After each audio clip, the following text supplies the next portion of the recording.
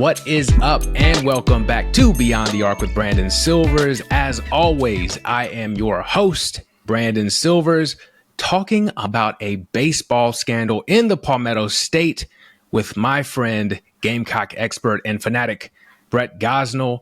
Will the Gamecocks have to turn the page on a legendary baseball coach? Speaking of turn the page, you need to check out Turn the Page Travel, a proud sponsor of Beyond the Arc with Brandon Silvers. If you're looking to escape a tumultuous season by your favorite school's baseball program, Turn the Page Travel, it's incredible. Check it out.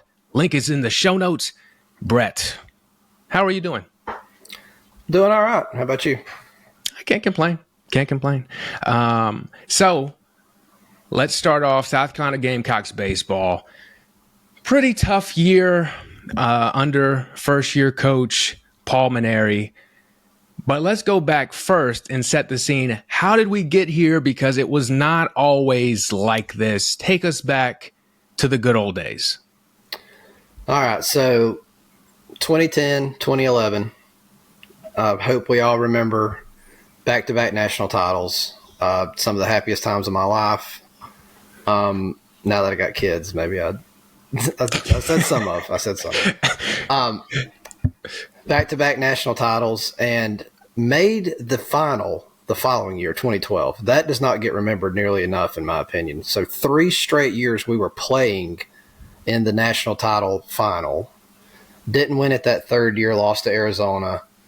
Ray Tanner retires, walks out in a blaze of glory, amazing career, and we stupidly make him the athletic director. We're just, the fan base is just riding this acid trip of winning, the best 3-year run in any sport in our history. And we make the baseball coach the athletic director. So his first move is to promote his assistant, Chad Holbrook, as his replacement. That would turn out to be one of his many bad hires. However, at the time, you can't blame him. Holbrook was the top assistant in the country. If we didn't hire him, he was going to go get a good head coaching job somewhere. There's not an AD on earth that wouldn't have made that move. That move made perfect sense. But Holbrook began a very gradual decline. The first year in charge, we host our own regional, then lose in the super regionals. So we failed to make it to Omaha for the first time in 4 years. Following year, we host our own regional again, lose it this time. So just, slowly but surely going downhill. The following year, we don't even make the postseason at all. Bounce back, and then in what would be his final year, his 5th year, we have a team that is just set for Omaha. There's just no question looking at that roster. Clark Schmidt, who's pitching for the Yankees now, was the ace of that team. This is definitely the team that's going to get us back to Omaha. And that team proceeds to not even make the postseason. So huge disappointment.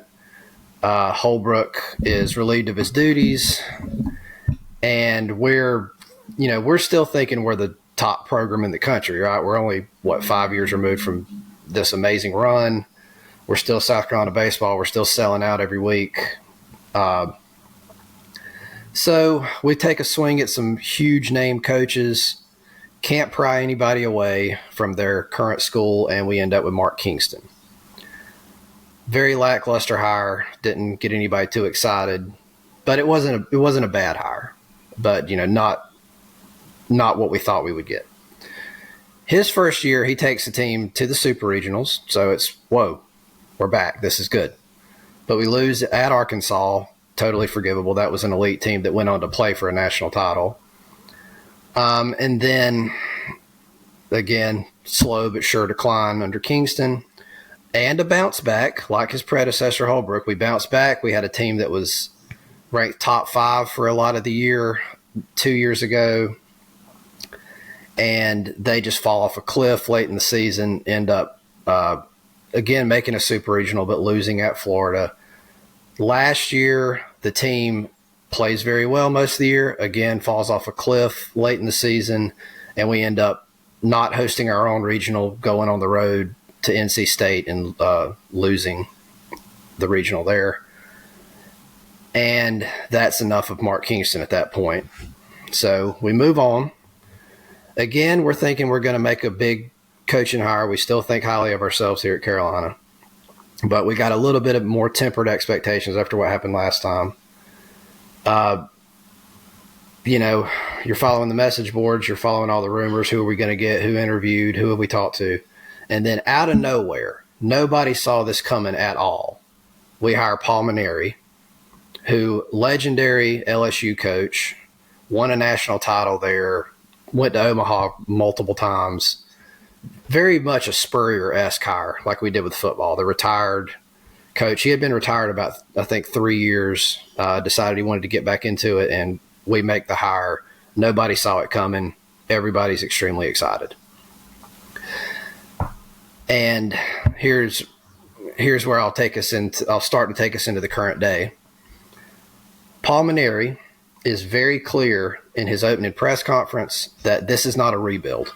This is a team that, like I just told you, 2 years ago was top 5 for a chunk of the year. Last year they made the postseason, bringing most of the players back that did that. This is not a rebuild. He's trying to win right now. He's very clear about this. This is a talented roster he's inheriting. And the team sucks. Just all year the team sucks. We get swept by Clemson, and then it gets swept by Clemson, which is terrible, but we were at least somewhat competitive in all 3 of those games. After that, once conference play starts, we start getting blown out 10 runs at a time. We blow a 12-run lead to Texas A&M, which I've never even heard of, I don't think. Yeah, that one was particularly brutal. Yeah. And just gets worse from there. Just a horrible, horrible season. Literally the worst season in program history. The most losses, most conference losses. Every bad record we could set, this team set it. And Mainieri starts changing his tune about, when there's a coaching change made, there's a reason for it. No, this isn't that good of a team. We're going to hit the transfer portal, yada, yada. Just completely changes his tune. And, that's just a horrible disappointment.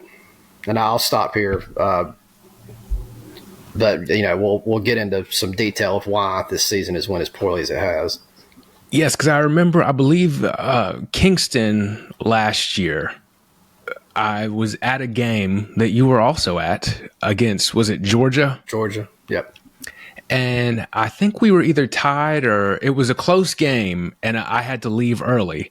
And by the time I got to my car and turned the radio on, we were down by like 50 runs. Yeah. And to that point, that was, I'll say, the most confusing loss I had remembered in program history until this A&M game that I thought was over and went to go do something else, and then noticed it was still on right as A&M was hitting a game-winning grand slam, I believe. Yeah. And that was absolutely brutal. And just from a fan perspective, I am not a baseball expert by any means, but I watch a lot of baseball, more major league than college, but I do make it a point to try to make it to the Gamecock Citadel game down here in Charleston when they're in town. And you could just kind of feel it this year that we weren't going to overwhelm the Citadel. Yeah.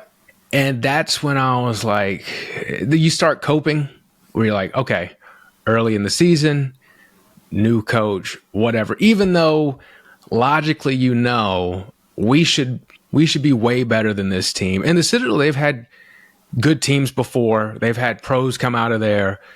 Solid program for a mid-major, or would they be a mid-major in college baseball? I guess, yeah. Yeah.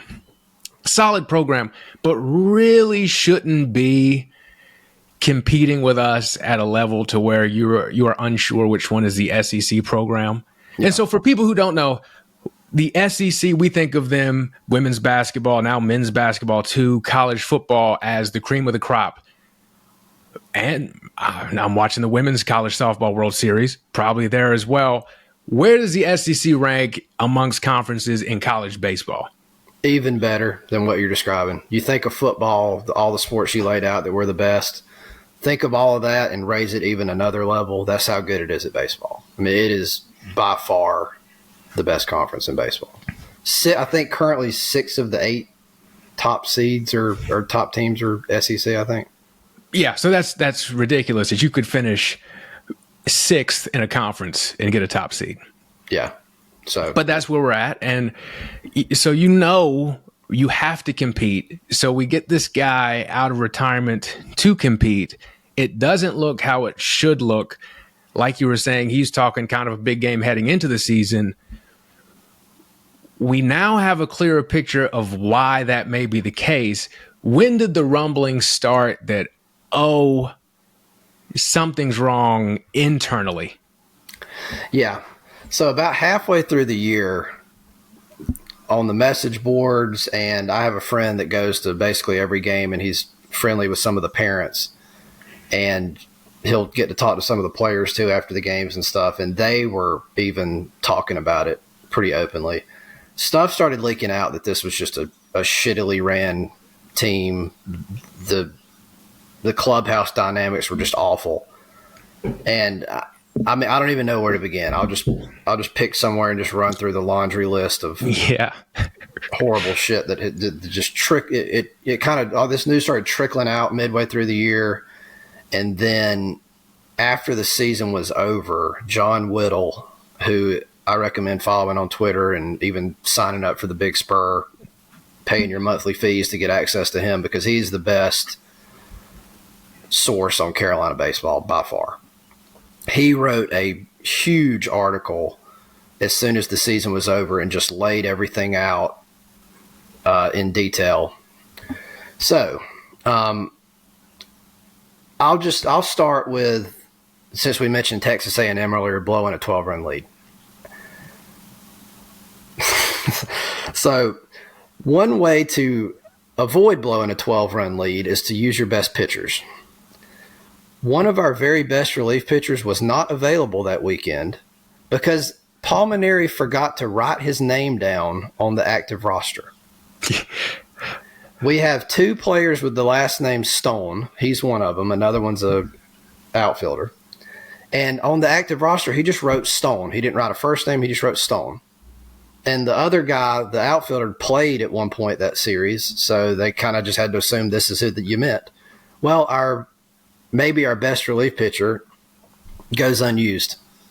And Mainieri just makes up a lie like, it wasn't a good time to use him or whatever in the press conference. But the reason he couldn't be used is because he wasn't on the active roster. I've never heard of that in like Little League or anything. I mean, that's a brutal administrative mistake. Because I have heard, like, if it's wrong in the basketball scorebook, there'll be a technical foul before the game starts. But that's normally, you rarely see it at like the collegiate level. That's normally something that maybe high school or something. And especially in the best conference in college baseball, that seems to be a pretty egregious error to make. Yeah. So that happens, so that was the second game of the series. We blew that 12-run lead. That Mainieri gets on his players so bad after that game, just disparaging them, telling them they're terrible, that they come out the next day and lose, I think, 17-0. And basically from that point on, the team just gives up. They're not going to play hard for this man anymore. They kind of hate him from that point on. And that's about when, like I say, it starts trickling out. The players are kind of openly, and the parents are openly talking at games to other fans about how much they hate this man as coach. Not good. And that's also interesting to me because, okay, we're thinking of him as like an older school type guy, which will also come up later in other aspects of this story.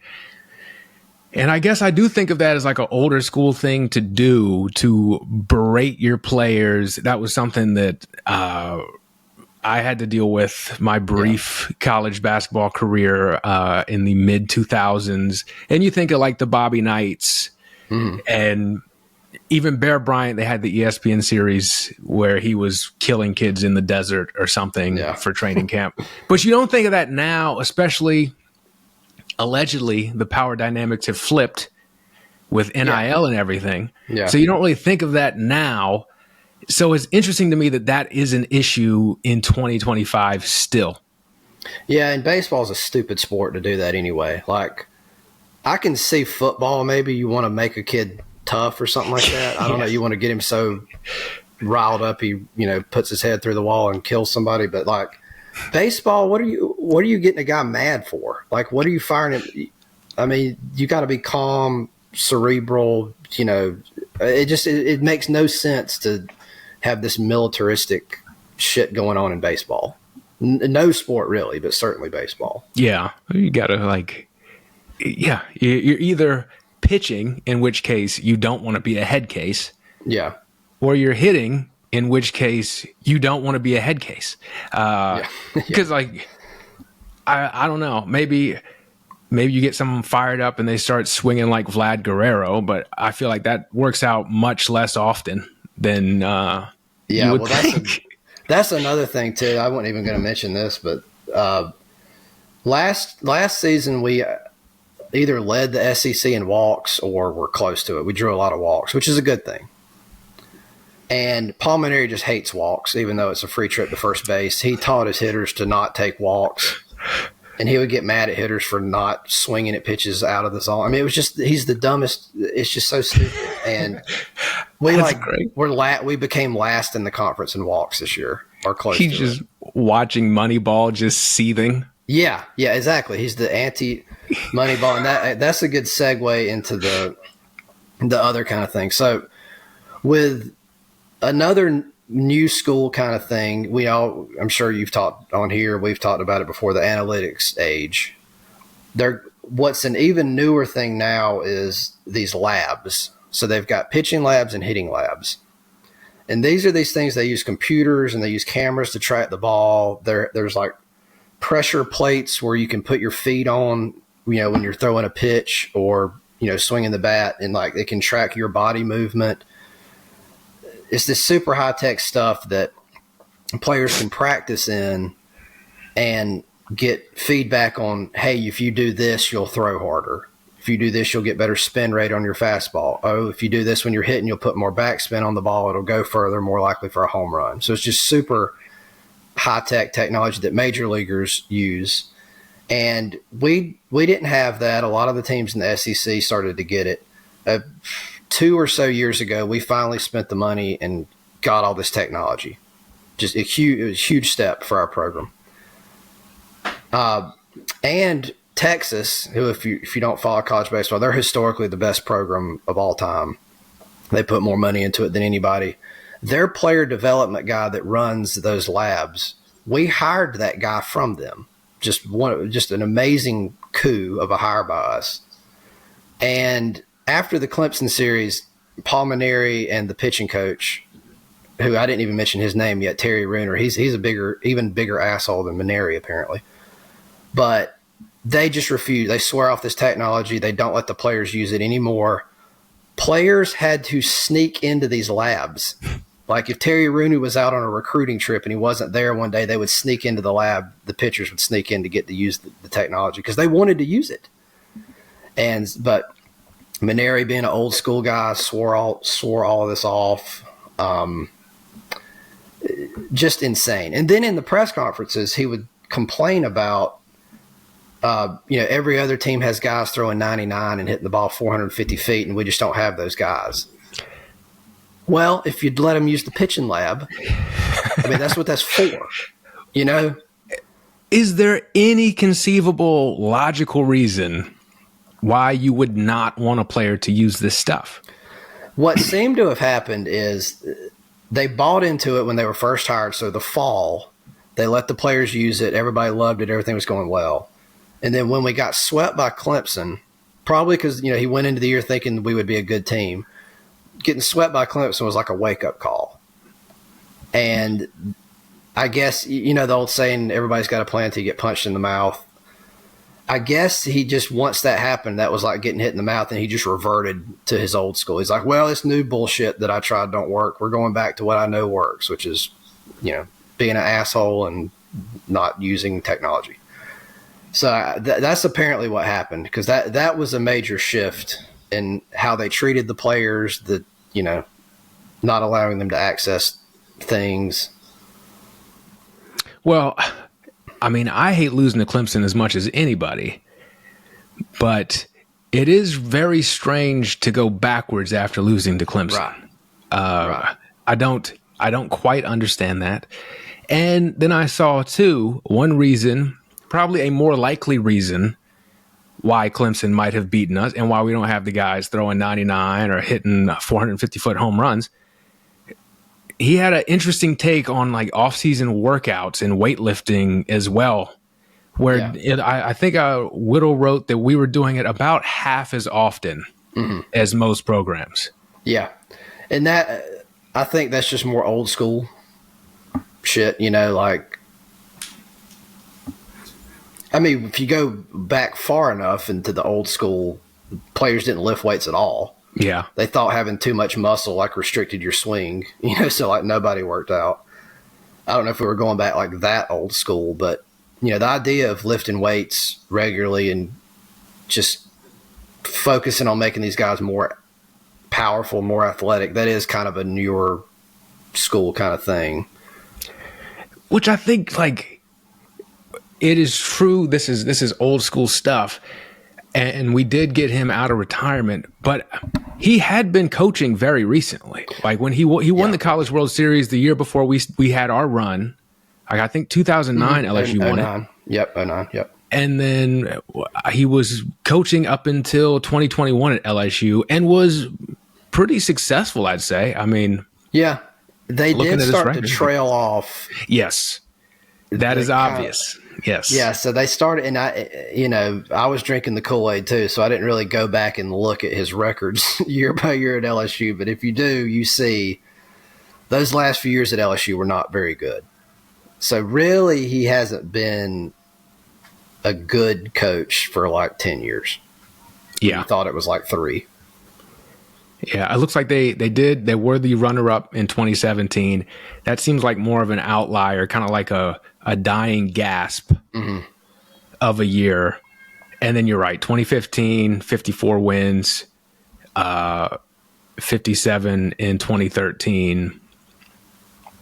But yeah, definite trail off to where 38 and 23 his last year at LSU. Yeah. But I mean, it's just very strange because when I think has everything as far as like training philosophies, technology, has it changed that quickly? Yeah, it probably has. That's insane. Yeah, technology is insane. The pitch and lab stuff I just described, I mean, this is very, very recent that this stuff started. Okay. At least making its way to the college game, this is very recent. The weightlifting stuff, probably not so much.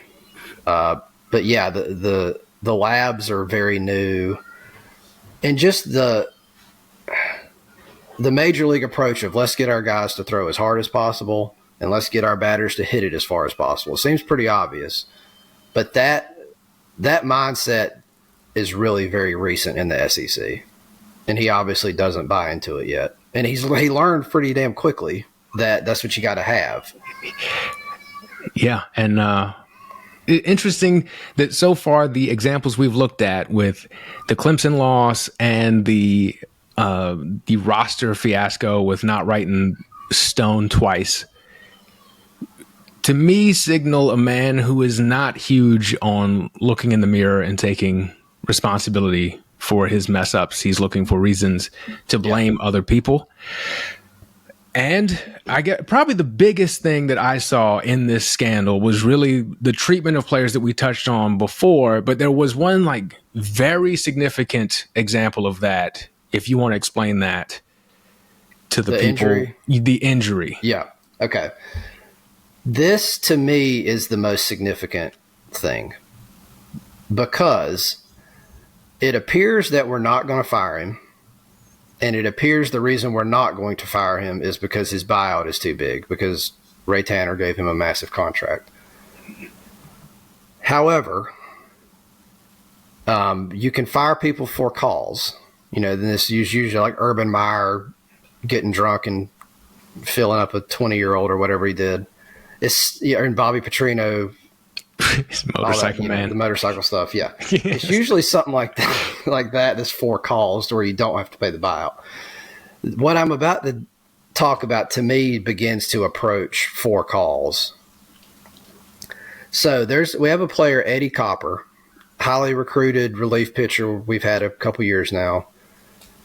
He hurts his arm last year and probably needed Tommy John, but chose to have a similar but not as invasive isn't the right word, but you know what I mean, not quite as significant of a surgery, in hopes of being able to play this year.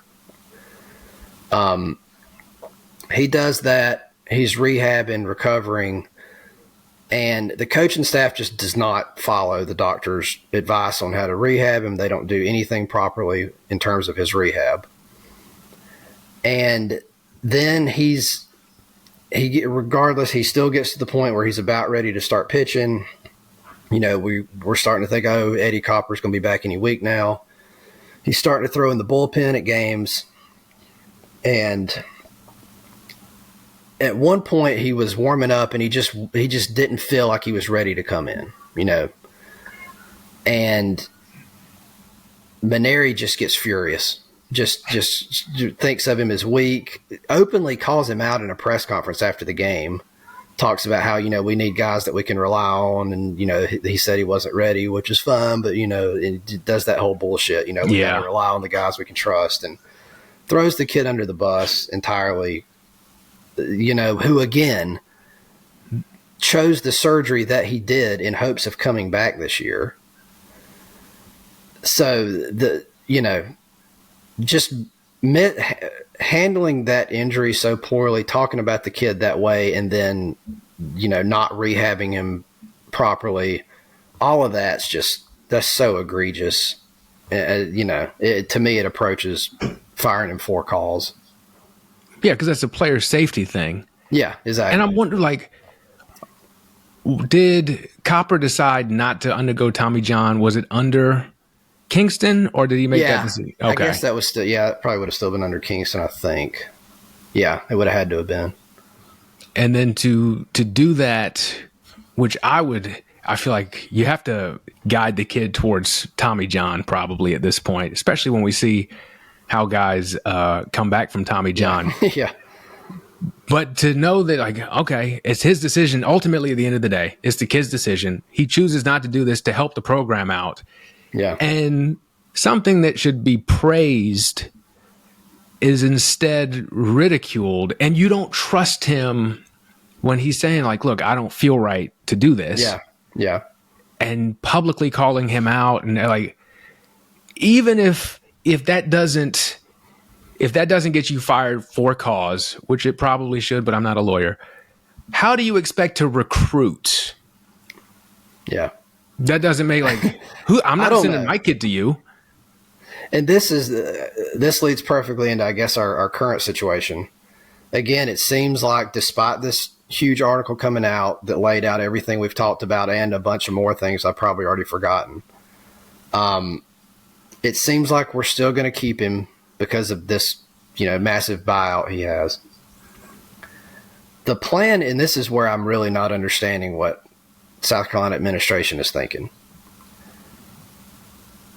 The plan seems to be we're going to retain him, we're not going to pay the buyout, but they're going to overfund the baseball program's NIL money so that to give Mainieri every chance to get in all the talent he can possibly get.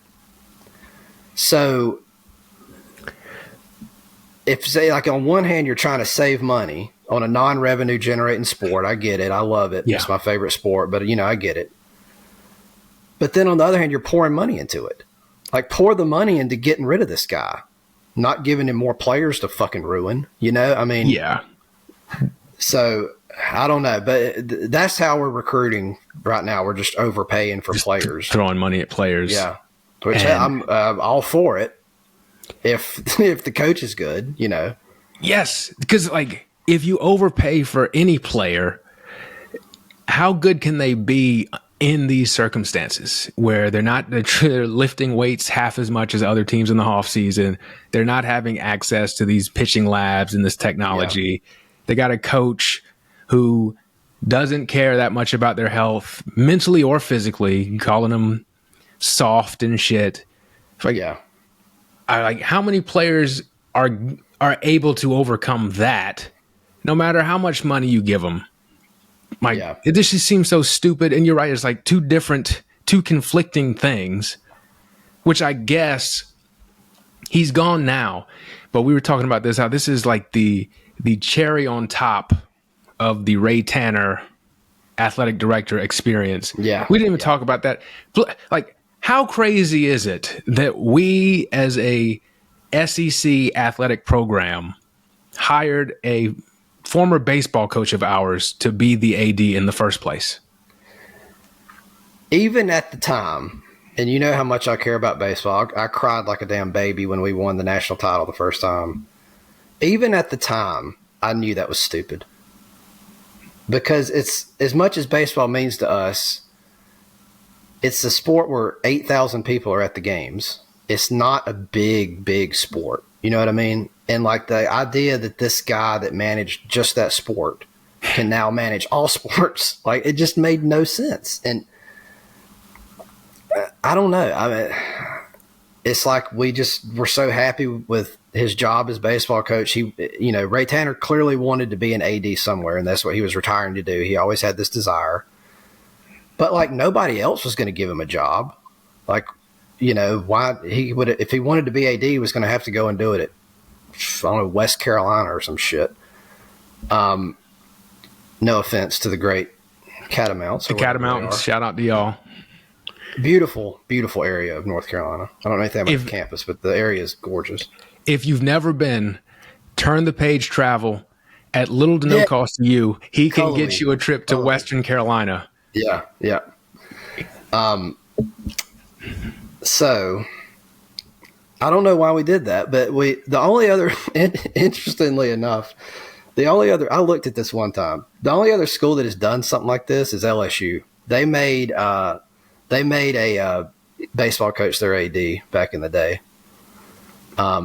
Which they're stupid. They're always doing stupid stuff too. They're the only school in Louisiana, and they just have such an ungodly amount of athletes to draw from in every sport that they win anyway. But they're a stupidly ran university as well.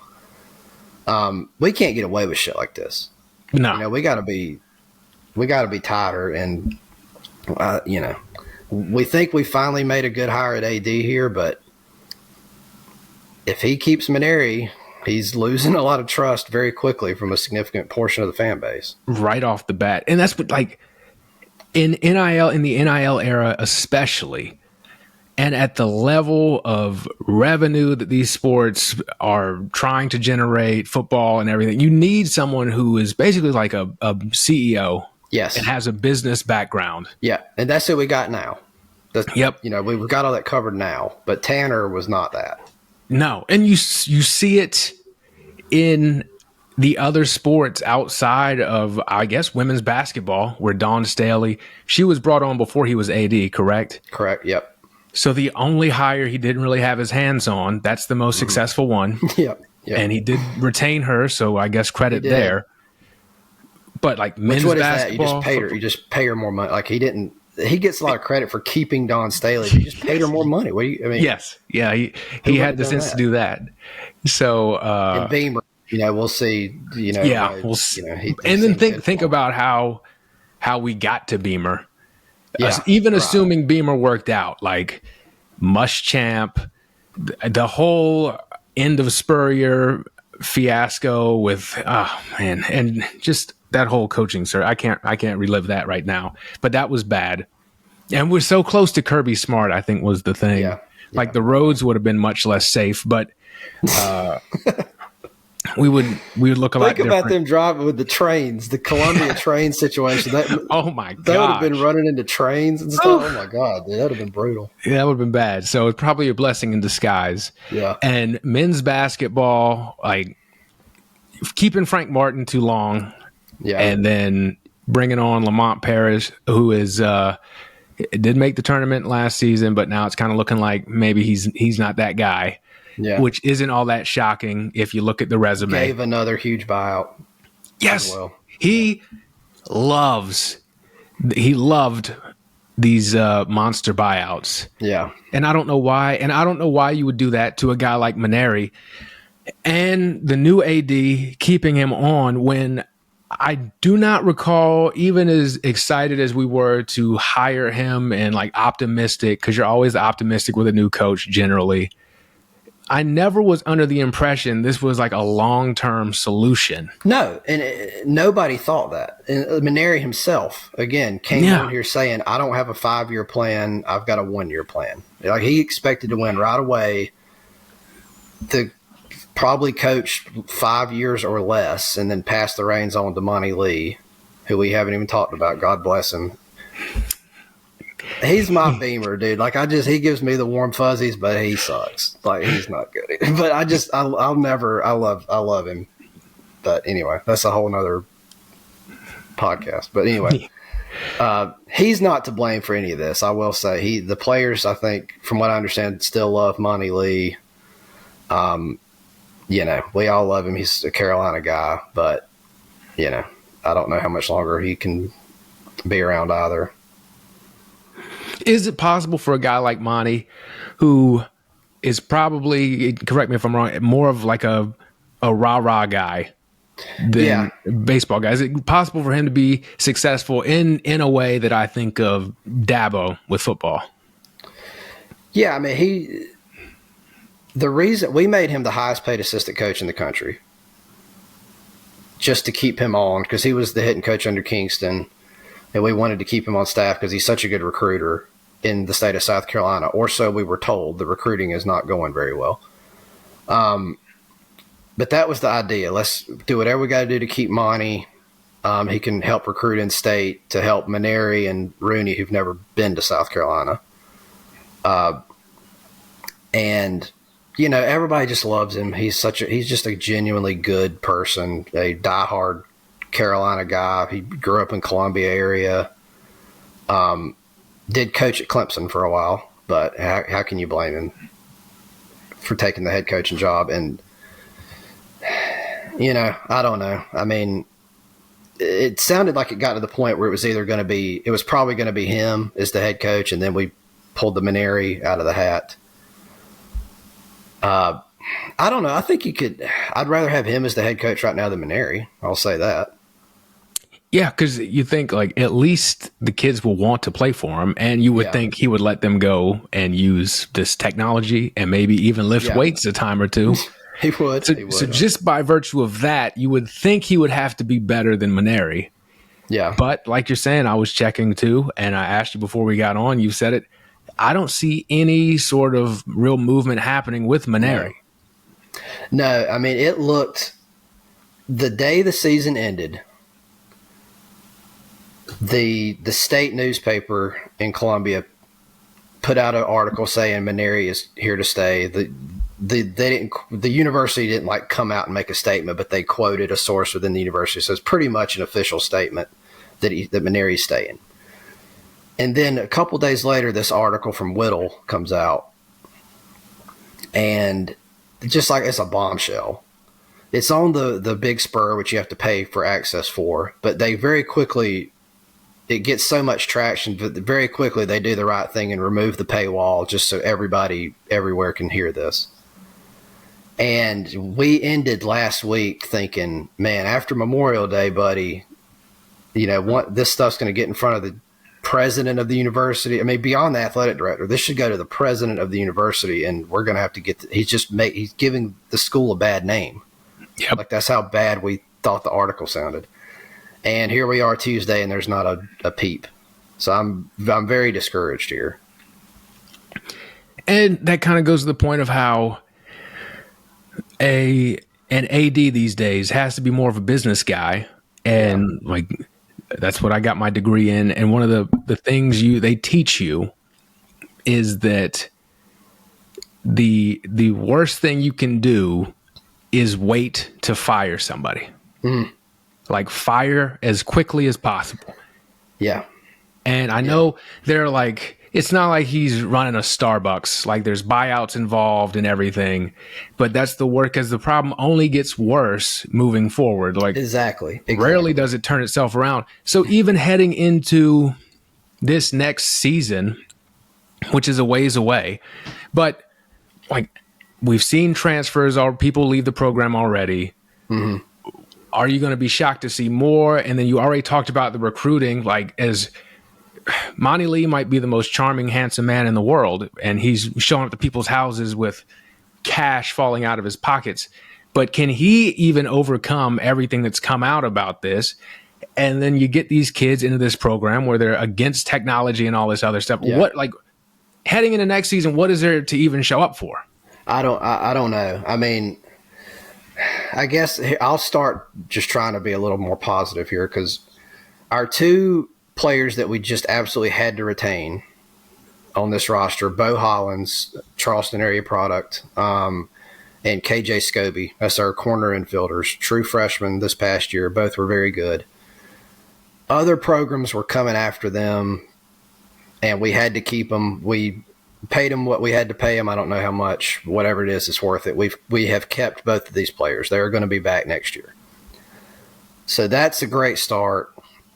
We've brought in a couple of more transfers, a pitcher from Louisiana Monroe, I think, and some kid out of Florence Darlington Tech, which might sound like a minor place, but they actually produce some good ball players. So it's starting off, I guess, about as good as you could hope for in terms of building for next year. But we're losing, in my opinion, the best hitter in school history, Ethan Petrie, who incidentally made a very positive statement as on his way out. You know, he's going to get drafted top 10. So he made his goodbye tweet, as they do, and said, "Don't believe everything you read. The program's in good hands." So, I don't buy it. I think he's just he's such a good kid. The coach probably asked him to do it, and he did it. Yeah. But, I mean, this team needs such significant help. I don't know, even with the good start to the transfer portal here, which hasn't even technically opened yet, but even with the good start here, we've got so much to overcome from this, worst team in school history. I don't know. I don't see how you do it. Well, I will say, as bad as baseball is a sport, I've always believed, I believe this with every sport, but especially baseball. If you have the players, it does not matter how stupid the coaches are. You're not drawing up plays for them and shit. You're telling them to walk up to the plate and hit. Or, get on the mound and pitch. Like, the coaches really in the game don't do that much.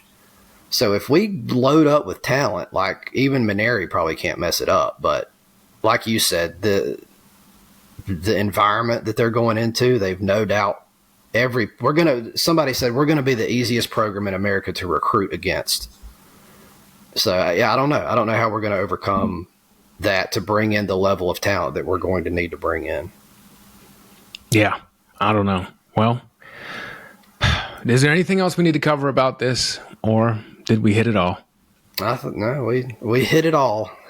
It all. Okay. Yeah. Well, this has been, I won't say fun, not as fun as a trip planned by Turn the Page Travel, I'll tell you that. But it has been informative, and I've enjoyed myself. So, no, this has been good. I think this is the first time we've talked Gamecock baseball on the podcast. Really? Okay. It's incredible. As much football as we've talked and baseball and Gamecock sports in general, this is the first Gamecock baseball episode we've had. So this is a historic occasion. Yeah. We're getting so far removed from the national titles. I guess just let's close with how we began here. Yes. I'm starting to learn how it feels like the Nebraska fans and people like that feel. They still think they're a big powerhouse, even though they haven't done anything since the 90s. I still feel like we're a big-time baseball program, dude. But, like, those national titles are a long way away. I mean, I realized this morning we're already getting to the point where players that played in those national titles have had their major league careers and are retiring. Like Jackie Bradley. Bradley, yeah. I don't know if Whit Merrifield's still playing or not, but if he's not done, he's close. I mean, that's wild, dude. I cannot believe that. I have vivid memories of being out downtown Charleston watching the College World Series. And I can't remember if it was the first one or the second one.